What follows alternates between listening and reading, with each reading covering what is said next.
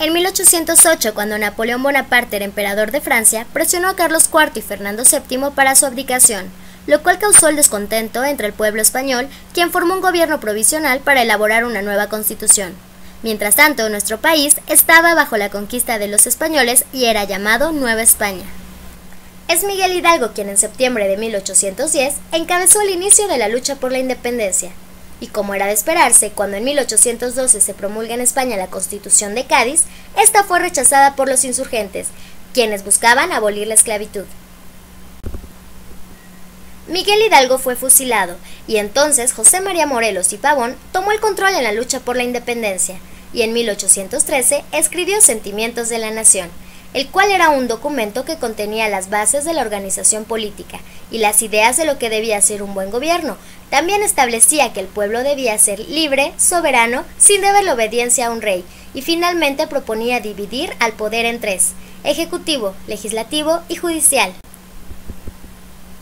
En 1814, Morelos proclamó la Constitución de Apatzingán, con la cual se declaraba la soberanía popular y estableció órganos estatales.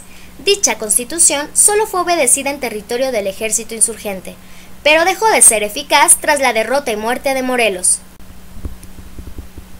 En 1821, cuando México logra su independencia, se decidió que se continuaran aplicando las leyes españolas hasta ser sustituidas por las mexicanas.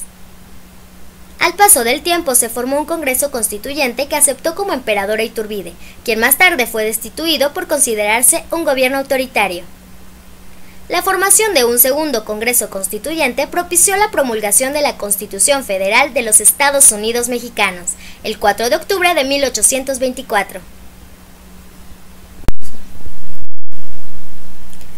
Esta Constitución establecía una forma de gobierno republicana, representativa y popular, dando autonomía a las provincias ahora llamados estados, es decir, que podían organizarse bajo su propia constitución y leyes en asuntos que no fueran de interés general. Además se instituyeron la Cámara de Diputados en representación del pueblo y la Cámara de Senadores en representación de los estados de la República. La Constitución de 1824 no fue bien vista por todos, ya que la aristocracia criolla, la Iglesia y el ejército estaban en desacuerdo con ella, lo que produjo un enfrentamiento entre quienes querían un poder central para toda la República y quienes defendían poderes regionales que buscaban participar en la toma de decisiones en el nuevo Estado.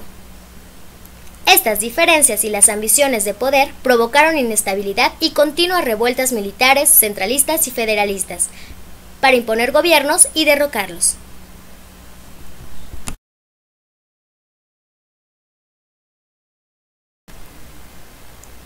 En 1833 el presidente de México, Antonio López de Santa Anna, se retiró alegando enfermedad y dejó a cargo al vicepresidente liberal Valentín Gómez Farías, quien aprovechó la riqueza que había acumulado la Iglesia durante la colonia y que habían sido desaprovechadas.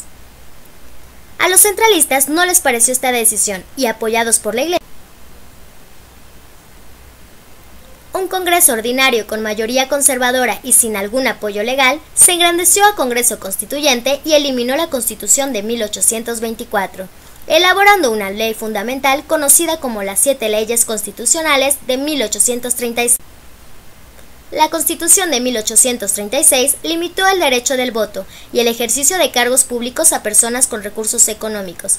Además, desligó a los poderes públicos de la elección, centralizando las decisiones y convirtiéndose en una figura arbitraria en constante pugna por los demás poderes.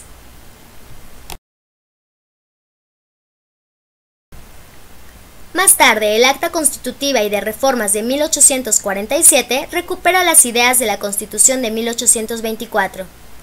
Y la puso de nuevo en vigor, pero en ella se presentaban algunas reformas como la introducción del juicio de amparo como medio de defensa de los particulares frente a violaciones por las autoridades a los derechos humanos. Además, establecía el derecho a votar a partir de la mayoría de edad, que en aquella época era de 20 años.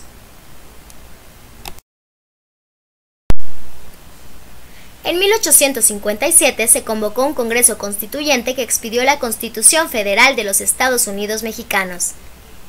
En ella se establecía el federalismo, la república representativa, el derecho de voto para todas las personas que tuvieran 18 años siendo casadas o 21 si no lo eran, y también hablaba sobre los derechos humanos y su protección a través del juicio de amparo. A la muerte de Benito Juárez, el nuevo presidente fue Sebastián Lerdo de Tejada, pero Porfirio Díaz lo desconocía y organizó un movimiento militar en el que triunfó y asumió la presidencia permaneciendo en ella durante 30 años. Tiempo en el que el progreso económico fue notable, lo mismo que la creación de infraestructura, sobre todo ferroviaria. Además, se reorganizaron, equilibraron las finanzas nacionales y se pagó la deuda externa. Pero no todo fue bueno, ya que algunas desigualdades sociales originaron el descontento del pueblo mexicano. Cuando en 1910 Porfirio Díaz se postula de nuevo para la presidencia, se crea el Partido Nacional Antirreeleccionista dirigido por Francisco I. Madero, que se oponía a la candidatura de Díaz, quien lo encarceló en San Luis y se proclamó presidente, pero cuando Madero escapó, convocó a los ciudadanos inconformes con el gobierno de Porfirio a levantarse en armas el 20 de noviembre de 1910. Más tarde, Madero fue aprehendido y asesinado junto con José María Pino Suárez, por parte de Victoriano Huerta, pero este fue desconocido como presidente por Venustiano Carranza, a través del Plan de Guadalupe y de la formación de un ejército constitucionalista para restaurar las instituciones. Cuando el ejército constitucionalista finalmente triunfó, Victoriano Huerta renunció a la presidencia en julio de 1914. En octubre de 1916 se celebraron las elecciones para diputados al Congreso Constituyente, el cual se dedicó a elaborar la actual Constitución en el estado de Querétaro, que se promulgó en 1917 y cuyo nombre oficial es Constitución Política de los Estados Unidos Mexicanos, que reforma la del 5 de febrero de 1857. En realidad, fue una nueva constitución que marcó nuevas rutas no solo en México, sino en el mundo. Fue la primera que completó los derechos humanos con la protección de los grupos menos favorecidos de la sociedad.